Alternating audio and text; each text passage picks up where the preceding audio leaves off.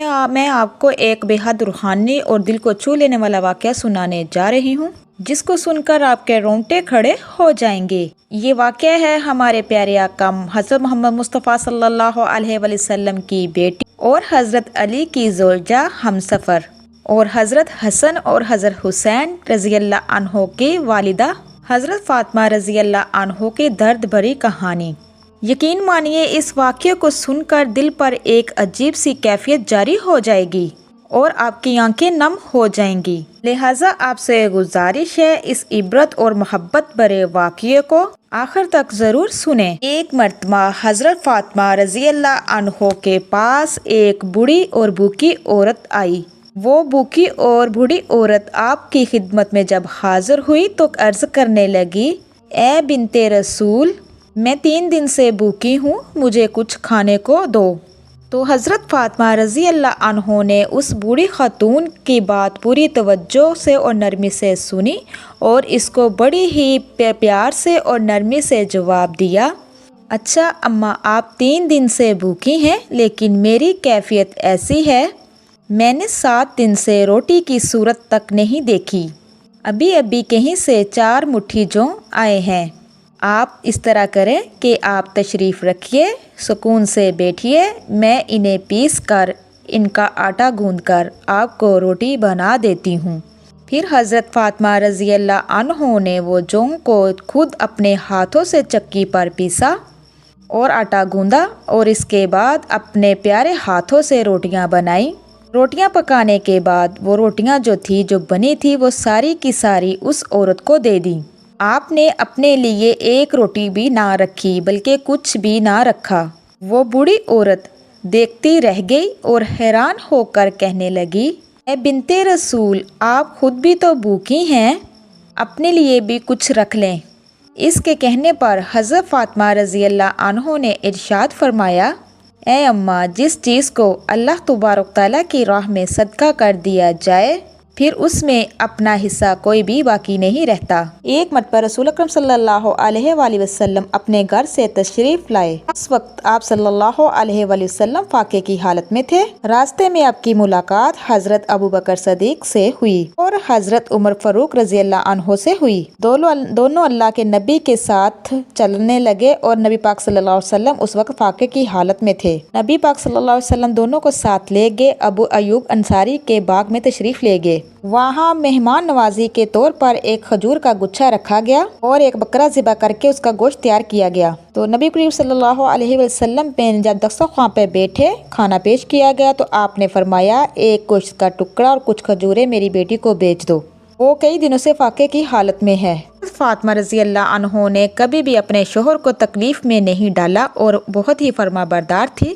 روایت میں آتا ہے کہ ایک مرتبہ حضرت علی رضی اللہ عنہ گھر میں تشریف لائے اور کھانے کے بارے میں پوچھا تو حضرت فاطمہ رضی اللہ عنہ نے بڑی نرمی سے فرمایا، گھر میں کچھ نہیں ہے، آج گھر میں فاقے کا 3را دن ہے۔ تو حضرت علی رضی اللہ عنہ نے فرمایا، آپ نے مجھے بتایا کیوں نہیں؟ تو حضرت فاطمہ رضی اللہ عنہ نے کہا کہ جب میری رخصتی تھی تو میرے بابا نے مجھے کہا تھا کہ اپنے مجاجی خدا کو کسی بھی معاملے میں تنگ نہیں کرنا، پریشان نہیں کرنا۔ میری پیارے بہن بھائیو، بنت رسول اللہ، حضرت فاطمہ رضی اللہ عنہ کی مبارک زندگی اکثر فاقہ کشی میں گزرتی، لیکن اگر کوئی ساحل گھر پر آ جاتا تو حضرت فاطمہ رضی اللہ عنہ اسے کبھی بھی خالی ہاتھ نہ بھیجتی، گھر میں جو کچھ بھی ہوتا وہ دے دیتی اور کہتی اسے بیچ کر اپنا پیٹ بھر لو۔ روایت میں آتا ہے کہ ایک مرتبہ حضرت فاطمہ رضی اللہ عنہ شدید بیماری میں مبتلا ہو گئی، اس بخار کی وجہ سے پوری رات سو بھی نہ سکی۔ ان کے شوہر حضرت علی رضی اللہ عنہ محبت اور فکر میں ساری رات ان کے ساتھ جاگتے رہے۔ آخری پہر جب حضرت فاطمہ رضی اللہ عنہ کی آنکھ لگ گئی تو فجر کی اذان کا وقت ہو چکا تھا۔ حضرت علی رضی اللہ عنہ نماز کے لیے مسجد نبوی کی طرف تشریف لے گئے۔ ادھر حضرت فاطمہ رضی اللہ عنہ بھی اٹھ کر نماز میں مشغول ہو گئی۔ نماز کے بعد ہمیشہ کی طرح اپنے گھر کے کاموں میں لگ گئی۔ جب حضرت علی رضی اللہ عنہ واپس تشریف لائے، دیکھا کہ حضرت فاطمہ رضی اللہ عنہ چکی پیس رہی ہیں۔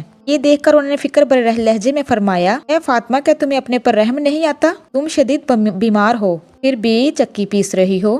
حضرت فاطمہ رضی اللہ عنہ نے بڑے صبر اور یقین کے ساتھ فرمایا، میں اپنے فرائضی کی ادائیگی میں کبھی کمی نہیں کروں گی۔ میرے والد صاحب نے مجھے اللہ رب العزت کی اطاعت اور آپ کی خدمت کی نصیحت کی ہے۔ حضرت فاطمہ رضی اللہ عنہ کو جہیز میں صرف ایک قمیص عطا کی گئی تھی۔ شادی کے کچھ عرصے بعد ایک ساحل دروازے پر آیا، صدائے دینے لگا، نبی کے گھر والوں، میں ایک غریب اور محتاج ہوں، مجھے کچھ کھانے کو عطا کر دو، میں بھوکا ہوں۔ حضرت فاطمہ کے ذہن میں آیا کیوں نہ میں اپنی پرانی قمیص اس ساحل کو دے دوں، لیکن فوراً ان کے دل میں خیال آیا کہ اللہ کے راہ میں وہ چیز دو جو سب سے زیادہ عزیز ہو۔ یہ خیال آتے ہی انہوں نے فوراً وہ قمیص اٹھا لی جو ان کو جہیز میں حضرت محمد صلی اللہ علیہ وسلم نے دی تھی اور اس ساحل کو دے دی۔ ایک مرتبہ گھر کے کام سے فارغ ہو کر حضرت فاطمہ رضی اللہ عنہ چکی پیس رہی تھی اور حضرت علی آ کے گھر میں داخل ہو گئے اور وہ دیکھ رہے تھے کہ فاطمہ کی آنکھوں میں آنسو ہے چکی پیستے وقت۔ حضرت علی رضی اللہ عنہ نے فرمایا، اے فاطمہ کیا بات ہے اور یہ پانی کیوں رکھا ہوا گرم ہونے کے لیے اور اتنا سارا آٹا ایک دم کیوں زیادہ اکٹھا کر رہی ہو، پیس رہی ہو؟ اس پر حضرت فاطمہ رضی اللہ عنہ روتے ہوئے عرض کرنے لگی، اے میرے شوہر، میں نے خواب دیکھا ہے کہ میرے بابا مجھے تلاش کر رہے ہیں۔ میں نے ان سے پوچھا ہے بابا جان آپ کیا تلاش کر رہے ہیں؟ میرے پیارے بابا نبی پاک صلی اللہ علیہ وسلم نے فرمایا، اے میری پیاری بیٹی فاطمہ میں تمہیں تلاش کر رہا ہوں۔ پھر حضرت فاطمہ کی آنکھوں سے آنسو اور بھی تیز بہنے لگے، کہنے لگی کہ آج کا دن شاید میرے دنیا میں آخری دن ہو، آج مجھے اللہ کے پاس چلے جانا ہے، آج میرے بچوں کے سر سے ماں کا سایہ اٹھ جائے گا۔ حضرت علی رضی اللہ عنہ یہ بات سن کر بے حد غمگین ہو گئے اور ان کی آنکھوں سے آنسو جاری ہو گئے۔ انہوں نے روتے ہوئے فرمایا کہ اے فاطمہ، ابھی تو اللہ کے نبی حضرت محمد مصطفیٰ صلی اللہ علیہ وسلم کی جدائی کا غم میرے دل سے جدا نہیں ہوا اور اب تم بھی مجھ سے دور جانے کی بات کر رہی ہو، جدائی کو کیسے برداشت کروں گا؟ سن کر حضرت فاطمہ نے صبر اور تسلی بھرے لہجے میں فرمایا، طرح آپ نے میرے بابا نبی پاک صلی اللہ علیہ وسلم کا غم جانے میں برداشت کیا، اسی طرح آپ میرا غم بھی برداشت کر لینا۔ پھر حضرت علی رضی اللہ عنہ نے فرمایا کہ اے فاطمہ، اب کام کیے جا رہی ہو تو یہ پانی کیوں گرم کر رہی ہو اور یہ آٹا اتنا زیادہ کیوں پیس رہی ہو؟ حضرت فاطمہ رضی اللہ عنہ نے کہا کہ میں اس لیے گرم کر رہی ہوں تاکہ آپ غسل دے سکیں، اور یہ آٹا اس لیے جمع کر رہی ہوں، بنا کر دے رہی ہوں تاکہ آپ اور میرے بچے روٹیاں بنا کر کھا سکیں۔ میں آپ لوگوں کے کپڑے بھی دھو چکی ہوں تاکہ آپ کو لوگوں کو کپڑے میلے نہ ملے، میرے بعد میرے بچوں کو روٹیاں بنا کر کون دیا کرے گا؟ یہ کہہ کر حضرت فاطمہ زور زور سے رونے لگے۔ یہ سین دیکھ کر حضرت علی رضی اللہ عنہ کی آنکھیں بھی اشکبار ہونے لگی۔ علی نے پیار سے اٹھانے کی کوشش کی لیکن اسی دوران حضرت فاطمہ رضی اللہ عنہ کی طبیعت اور بھی بگڑنے لگی اور تیز بخار چڑھ گیا، گھر کا ماحول غم سے بھر گیا۔ حضرت علی بھی اشکبار تھے اور حضرت فاطمہ بھی رو رہی تھی۔ اتنے میں ننھے حسن اور حسین گھر میں تشریف فرما ہوئے۔ جب انہوں نے اپنی امی جان اور بابا جان کو روتے ہوئے دیکھا، دونوں بے قراری سے دوڑ کر اپنی ماں کے سینے سے لپٹ گئے۔ پیارے بہن بھائیو، ذرا تصور کیجئے وہ کیسا عالم ہوگا، کیسا درد بھرا منظر ہوگا جب ایک ماں کو یہ احساس ہو جائے کہ وہ دنیا سے جا رہی ہے اپنے بچوں کو چھوڑ کر۔ یہ منظر دیکھ کر حضرت علی رضی اللہ عنہ اشک بہانے لگے۔ اپنے ماں باپ کو دیکھ کر حضرت